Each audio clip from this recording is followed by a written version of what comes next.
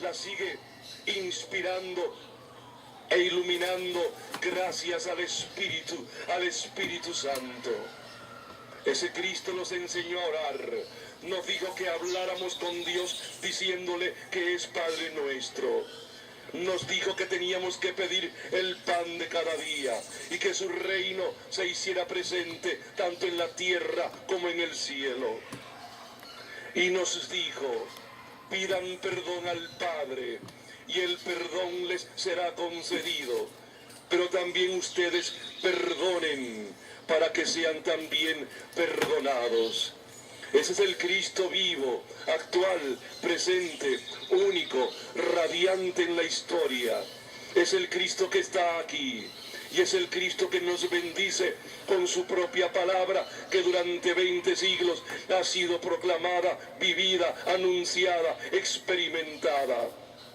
Es el Cristo que hoy nos invita a perdonar 70 veces 7.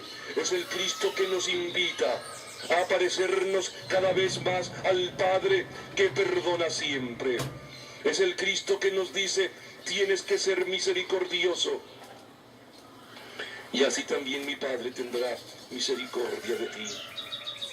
Es el Cristo que al fundar la iglesia escogió a 12 apóstoles y estos a su vez escogieron a 7 diáconos para poder los apóstoles trabajar con más libertad en la predicación y en la oración. Entre los 7 diáconos estaba Esteban. Esteban, hombre de profunda fe, profeta del reino, valiente, decidido, transparente, hombre de Dios, profetizó, fue arrestado, interrogado, fue víctima de una terrible calumnia. En el capítulo 6, versículo 13 de Hechos, allí presentaron testigos falsos que declararon: este hombre no para de hablar contra nuestro lugar santo y contra la ley. Lo hemos oído afirmar que Jesús el Nazareno destruirá este lugar y cambiará las costumbres que nos dio Moisés. En ese momento todos los que estaban sentados en el consejo fijaron la vista en él y vieron que su rostro parecía el de un ángel. Y claro que tenía rostro de ángel. Si la presencia del Dios vivo y radiante, bello y hermoso, el Dios maravilloso que es Padre, Hijo y Espíritu Santo, estaba en él. Y él no podía otra cosa que hablar de Dios. Y en ese momento profetizó y recordó la historia de Israel. Y fue haciéndonos ver quién fue Abraham, quién fue Moisés y los profetas. Y en el versículo 51 del capítulo 7 de los Hechos, profetizando dijo: ustedes, duros de cabeza, infieles de corazón, cerrados a la verdad, siempre resisten al Espíritu Santo y son iguales a sus padres. ¿Hubo algún profeta que sus padres no persiguieran? Mataron a los que profetizaban la venida del justo, el mismo al que ahora han entregado y asesinado. Ustedes que recibieron la ley por intermedio de los ángeles y no la cumplieron, mataron ustedes a los que profetizaban la venida del justo, el mismo al que ahora han entregado y asesinado ustedes. Estaba Esteban profetizando en el nombre del Señor con valentía, con coraje, poniendo en juego su propia vida. Eso le pasa a todo profeta. A los auténticos, a los falsos profetas no, porque los falsos profetas se venden y siempre predican cosas que la gente quiere oír. Ya le pasó a Elías. cuando desenmascaró a los falsos profetas. En el versículo 54, lea usted conmigo en la Biblia, en la palabra, en Hechos de los Apóstoles, capítulo 7. Cuando oyeron estas cosas, se enfurecieron y rechinaban los dientes contra él. Esteban, lleno del Espíritu Santo, fijando la vista en el cielo, vio la gloria de Dios y a Jesús a la derecha de Dios, y dijo: estoy viendo el cielo abierto y al Hijo del Hombre de pie a la derecha de Dios. Estoy viendo el cielo abierto y al Hijo del Hombre de pie a la derecha de Dios. Ellos que lo rodeaban, ellos que estaban pendientes de sus palabras, ellos que eran fanáticos religiosos, ellos que estaban también manipulados por el poder religioso de aquel tiempo, ellos que seguían más bien sus propios instintos ciegos, deseosos de sangre y de venganza. Ellos que no estaban llenos de Dios, sino del diablo. Ellos comenzaron a gritar, versículo 57, se taparon los oídos y todos se arrojaron contra él. Lo arrastraron fuera de la ciudad y se pusieron a apedrearlo. Los testigos habían dejado los mantos a los pies de un muchacho llamado Saulo. Mientras lo apedreaban, Esteban invocó: Señor Jesús, recibe mi espíritu. Versículo 60, importante. Y arrodillado, gritó con voz potente: Señor, no les tengas en cuenta este pecado. Y dicho esto, murió. Señor, no les tengas en cuenta este pecado. Y dicho esto, murió perdonando. Como Cristo Jesús entregó su espíritu al Padre. Padre, en tus manos encomiendo mi espíritu. Perdónalos porque no saben lo que hacen. Cristo muere perdonando. Esteban muere perdonando. He aquí un mandato de Cristo que mientras usted esté más cerca de Dios lo podrá realizar. Perdona, y perdona 70 veces 7. Perdona, porque mientras más lo hagas, más te vas a parecer a tu Padre Dios, a nuestro Padre Dios. Perdonar es ir adquiriendo cada vez más conciencia de que la divinidad, el Padre, el Hijo y el Espíritu que están en ti y tú en ti, viven amando y siendo misericordiosos con nosotros, y quieren que también nosotros amemos y seamos misericordiosos. Y una expresión radical de lo que es ser misericordioso consiste en perdonar, perdonar, perdonar siempre 70 veces 7. Pero no haga usted, hermano. Lea conmigo Mateo 18, vamos al versículo 21. Entonces se acercó Pedro y le preguntó: Señor, si mi hermano me ofende, ¿cuántas veces tengo que perdonarle? Hasta 7 veces. Lea el versículo 22. Le contesta Jesús: no te digo hasta 7 veces, sino hasta 70 veces 7. Es Mateo 18, en el versículo 21. Vamos ahora al versículo 23 en adelante. Aplíquese la parábola a usted mismo y yo a mí mismo. ¿No? Por eso el reino de los cielos se parece a un rey que decidió ajustar cuentas con sus sirvientes. Ni bien comenzó, le presentaron uno que le adeudaba 10,000 monedas de oro. Hoy serían millones y millones, 10,000 monedas de oro. Como no tenía con qué pagar, mandó el rey que vendieran a su mujer, sus hijos y todas sus posesiones para pagar la deuda. Versículo 26. El sirviente se arrodilló ante él suplicándole: ten paciencia conmigo, que todo te lo pagaré. Compadecido de aquel sirviente, el rey lo dejó ir y le perdonó la deuda. He aquí el caso nuestro. Hemos ofendido a Dios gravemente como personas, como comunidades, como sociedad, como humanidad. Y Dios Padre en Cristo Jesús, gracias a la muerte de Jesucristo en el madero, nos perdona todo. Si nos arrepentimos, nos perdona todo. No importa el pecado cometido. Recuerde la parábola del hijo pródigo. Cayó en lo más bajo y fue por su padre perdonado, porque pidió perdón, porque se arrepintió. Dios es extremadamente misericordioso, infinitamente misericordioso. Es el todo misericordia, el todo perdón, el todo compasión, el todo ternura. Es todo papá. Pero un papá pleno, maravilloso, totalmente tierno. Ese es Dios. Por eso Jesús le decía, papá, papacito. Conocía la interioridad de ese Dios que era tan bueno, infinitamente bueno. Dios te ha perdonado a ti, a mí, a la humanidad, a todos. Lo que sea. No hay pecado que no sea perdonado.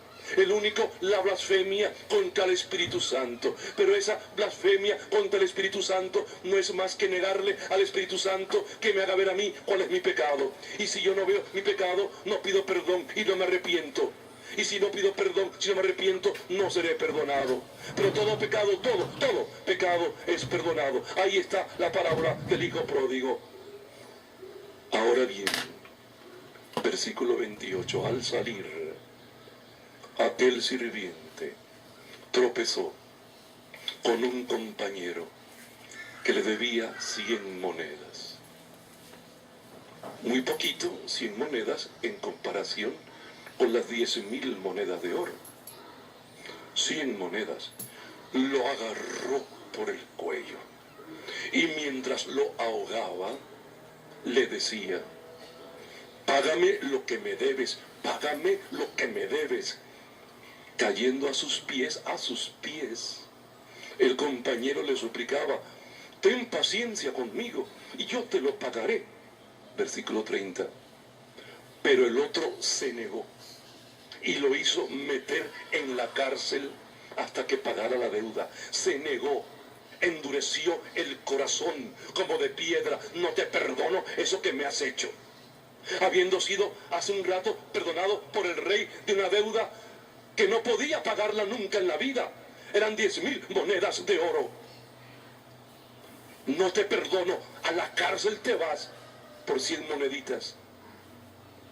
Al ver lo sucedido, los otros sirvientes se sintieron muy mal y fueron a contarle al rey todo lo sucedido. Entonces el rey lo llamó y le dijo, sirviente malvado, sirviente malvado. Toda aquella deuda te la perdoné porque me lo suplicaste. Dios nos ha perdonado de manera tal que, mereciendo el infierno, el castigo eterno, el suplicio total, para siempre, condenados para siempre, habiendo sido por Dios Padre en Cristo, gracias a la sangre derramada por el Señor en la cruz, quien pagó el precio del rescate, la inmensa, infinita ternura de Dios Padre en Cristo se derramó sobre nosotros y Él, el Cristo Santo, lavó nuestras túnicas manchadas por el pecado con su sangre bendita, habiendo sido perdonados de algo que nos podía haber mandado al infierno. Somos incapaces de perdonar una ofensa después de alguien contra mí, contra usted, que es nada en comparación con lo que hemos ofendido a Dios. Está tan claro en la parábola la auténtica ceguera nuestra de no captar la inmensa ternura, compasión de Dios Padre que nos ha perdonado todo al Padre a quien en Cristo deberíamos estar eternamente agradecidos, porque nos sacó de la muerte y del pecado y del infierno, de la muerte eterna, del pecado y del infierno. En vez de estar eternamente agradecidos a ese Dios, nos endurecemos el corazón y no perdonamos a aquel o aquella que nos ofendió, sin comprender que toda persona falla, que no hay nadie perfecto, y que muchas de las ofensas que nos hacen se hacen por ignorancia, por ceguera, por traumas, por problemas internos, que la gente muchas veces no es que quiera ofender, sino que por situaciones de estrés, de desánimo, de frustración. Cuando a Jesús lo mataban en la cruz, los asesinos, los mismos soldados romanos que estaban torturándolo, eran gente frustrada porque estaban en un lugar que no era el de ellos, era un ejército invasor. Ellos experimentaban la burla y el desprecio de los invadidos. Pasaban largo tiempo fuera de sus tierras los soldados romanos. Obedecían órdenes. Y cuando vieron al inocente, al santo, al inmaculado, volcaron en él su frustración, su rabia, se desahogaron en el bendito, en el santo, en el inmaculado. Cristo comprendió eso, que eran unos pobres diablos, ignorantes, estaban desahogando toda su frustración y su rabia en él. Jesús entendió lo que pasaba en el alma de estos soldados. Se compadeció de ellos y le dijo al Padre Dios: perdónalos porque no saben lo que hacen.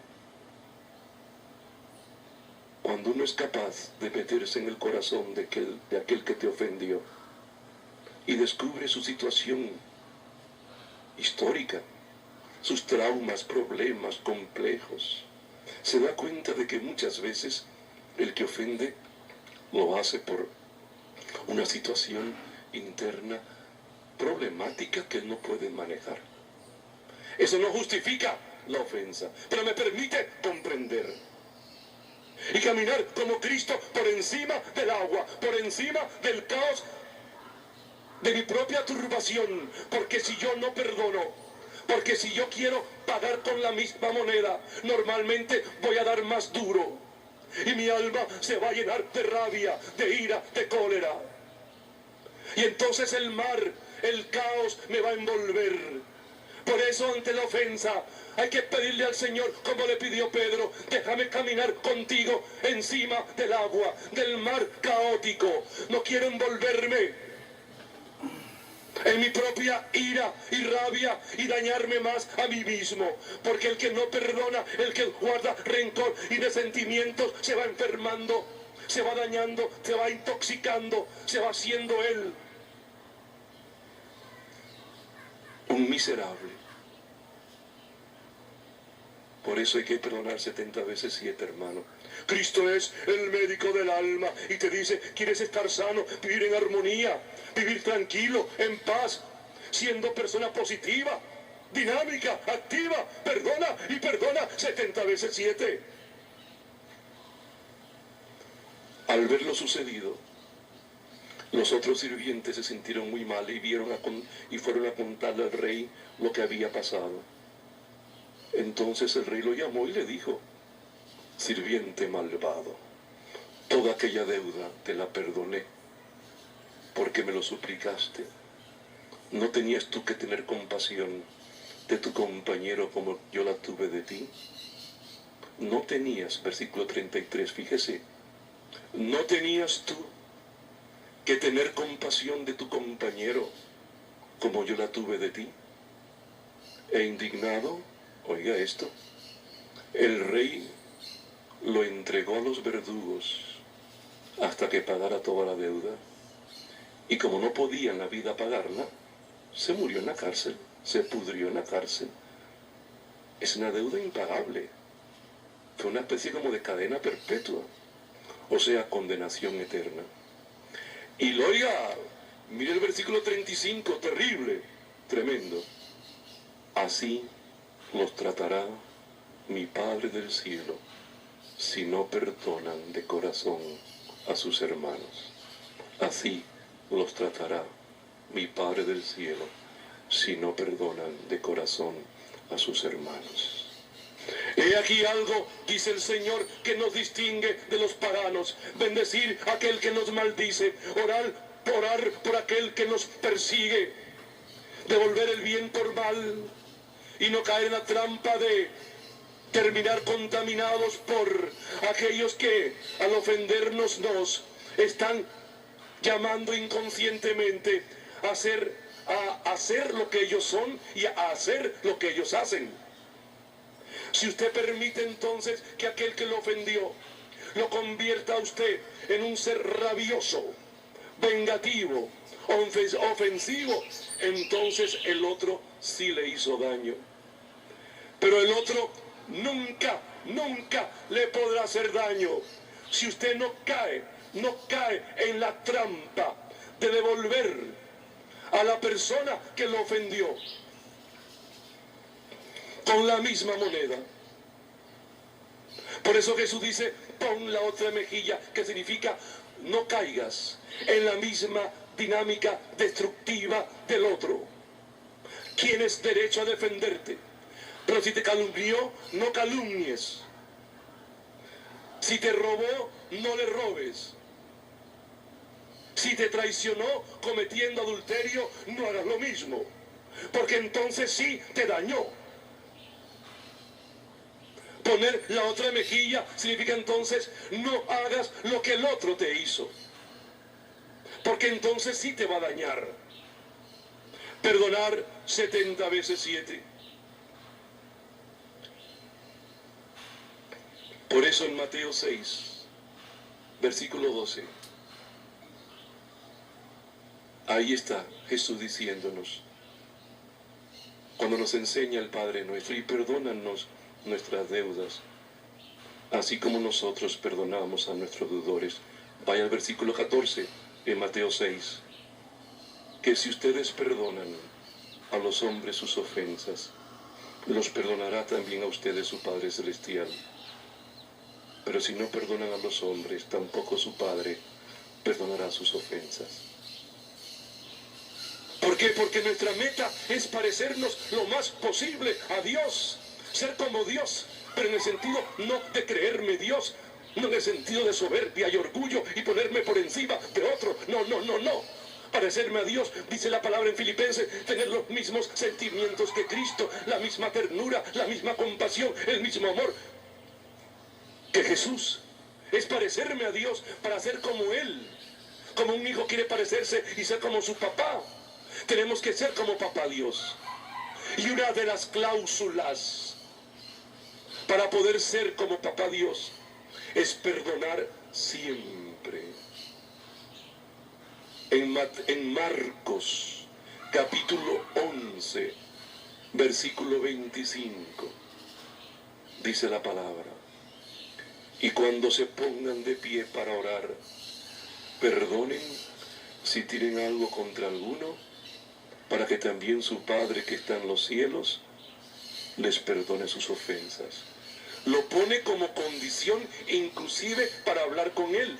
Por eso usted va a ver en Mateo capítulo 5, versículo 23 en adelante: si pues al presentar tu ofrenda en el altar, te acuerdas entonces de que un hermano tuyo tiene algo que reprocharte, deja tu ofrenda allí delante del altar y vete primero a reconciliarte con tu hermano y luego vuelves y presentas la ofrenda. Es decir, Cristo quiere reconciliación. Uno se reconcilia en la medida en que pide perdón. Uno se reconcilia en la medida en que da el perdón. Cuando tú perdonas, te reconcilias. Cuando pides perdón, te reconcilias. Con Dios Padre es lo mismo. Cuando pides perdón a Dios Padre en Cristo, te reconcilias con Él. Él no contigo, porque Dios nunca, jamás te ha negado, ni te ha hecho daño, ni te ha rechazado. Pero tú sí tienes que reconciliarte con tu Padre Dios. perdona nuestras ofensas, como también nosotros perdonamos a los que nos ofenden. Más aún, la ofensa viene, el no perdonar viene cuando yo juzgo a la persona y la trato de malvada, de falta de consideración, de atrevida, de ofensiva. Si usted quiere en verdad perdonar, detenga el juicio temerario que hace contra el otro. Déjele el juicio a Dios.